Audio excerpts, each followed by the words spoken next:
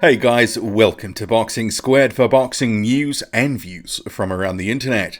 The British prospect Daniel Dubois has taken the distance for the first time in his short career, advancing to 9-0 after being taken all 10 rounds by Kevin Kingpin Johnson. Now this is a bit of a surprise, especially for many fans who expected that Dubois would get Johnson out of the way in the opening few rounds. But it wasn't to be. A negative Kevin Johnson turned up, didn't really show much, gave Dubois his shoulder, chin tucked down, riding punches, very negative from the outset, and Johnson takes Dubois all 10 rounds. Now there is going to be some questions about, well, where is Dubois really at? How good is he? Is this good for his development? And what about Anthony Joshua and those comparisons that were being made? I think this will be a fight that will put Dubois' development into perspective in some regards. So we'll work through that in this video. But in terms of the fight itself, the 10 rounds, so it opened up with a fast start from Daniel Dubois. He really put it on Kevin Johnson in that first round. In the opening 30 seconds or so, he was looking to hit and hurt Johnson, get him out of there, but it wasn't to be. Johnson covered up well, riding shots. He didn't really catch anything clean, and that was a sort of a theme in the fight. I think Dubois maybe caught him clean 2 or 3 times potentially in the fight. I only remember, I think it was the second and maybe 8th round where he landed something of note that, you could see actually that rocked Johnson and had him wobbled momentarily. But in terms of after round 1, it was kind of a bit of a progression.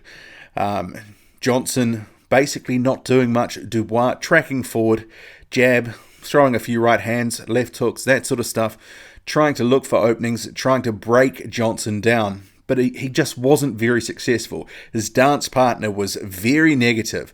And as the fight tracked on, Dubois became a little bit lower volume. I think he realized that it was going to be harder to take Johnson out than he originally anticipated. And he sort of paced himself. And he did go 10 rounds pretty easily in the end.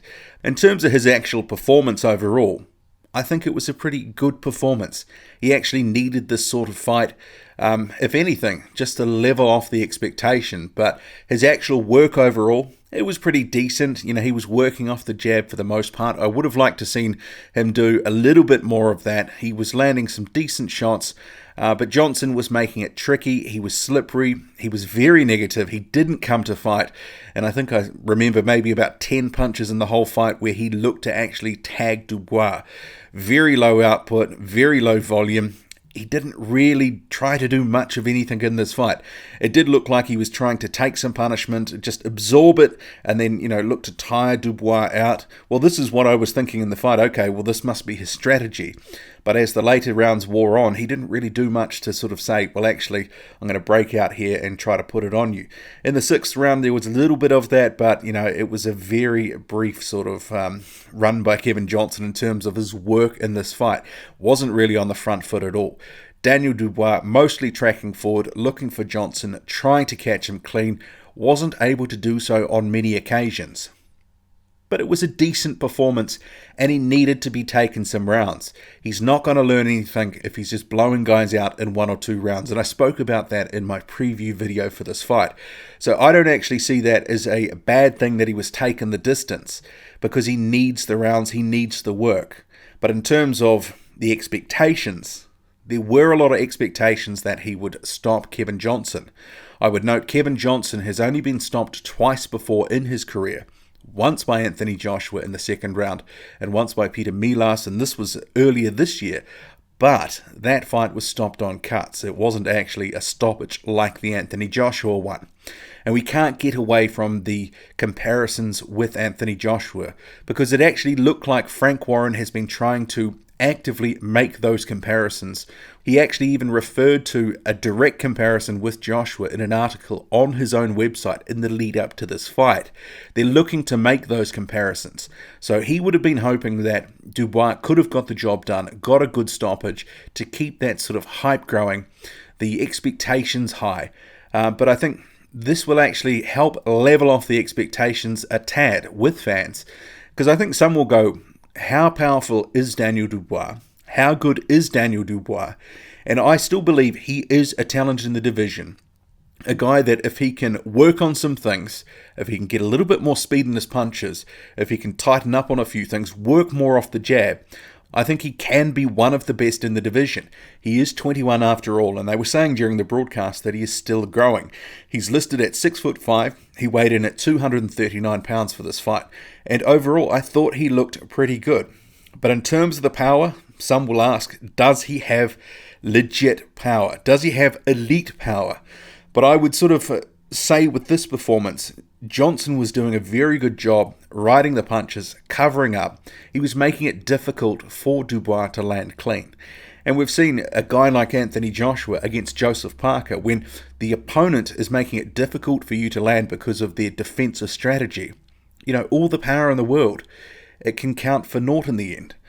So I think we just have to keep a measured view about how powerful Daniel Dubois is. We've seen in earlier fights he can be destructive, but Kevin Johnson, he didn't come to fight.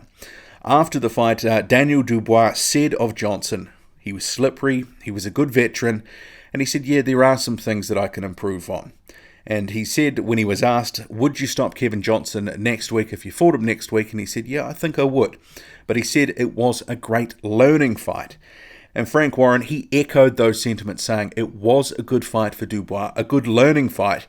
And he said those in the trade know that Kevin Johnson is very tough, very hard to stop. But he echoed the sentiments of Dubois, good learning fight. And it is a good learning fight. And if anything, in terms of the hype that was starting to surround Dubois, I think it's a good thing to help level it off a bit.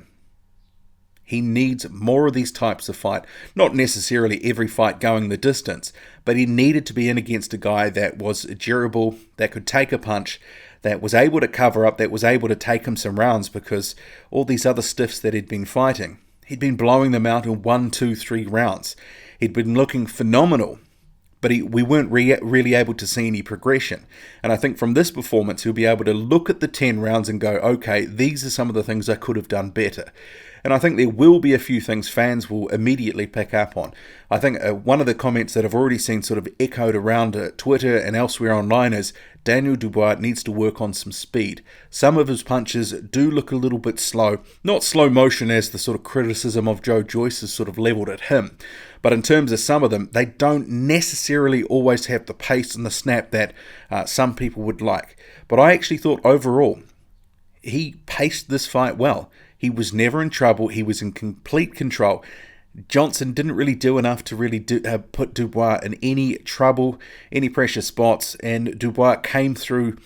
But in terms of the what next, I do hope they throw him in against some more of these durable guys that are on the level of a Kevin Johnson, somewhere about that. There can't be any going backwards now. It has to be on that level where the guy can take Dubois a few rounds at least. He needs to be able to sort of test himself, put into action what he's practicing in the gym. And if he's going to sort of compete for a title in the next 2 or 3 years, he needs some tough, hard fights.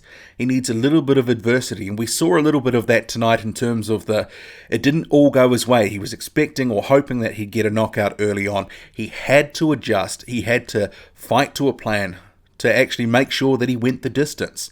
So Dubois did show he can adjust in there. Maybe he didn't do all the in-ring adjustments that he could have, but that's all part of his learning process. He had a very brief amateur career. That was his 9th fight.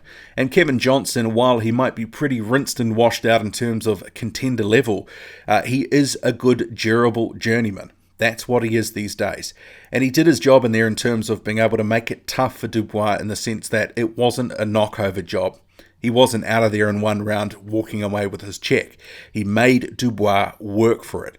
And I don't mind seeing Daniel Dubois in more of those sorts of fights, because if he gets to the top level and he's never been tested, he's never been pushed a few rounds, he will never be able to know what it's like to go that distance. So I thought it was good overall in terms of how he performed. Maybe it wasn't the stoppage that we all wanted or expected, but eventually he was going to be taken 10, and it happened tonight. Overall, solid performance by Dubois. I expect some more tough, durable opponents next. And I think 2019 is shaping as a pretty decent year to watch Daniel Dubois sort of work towards being a fringe contender. Don't expect him in any huge fights anytime soon. He's still 21, he's young, they're not going to rush him. What do you make of it all? Drop a comment, loud and often. Hit like, hit subscribe, follow me on Twitter. Boxing_squared. That's boxing_squared. I'm out.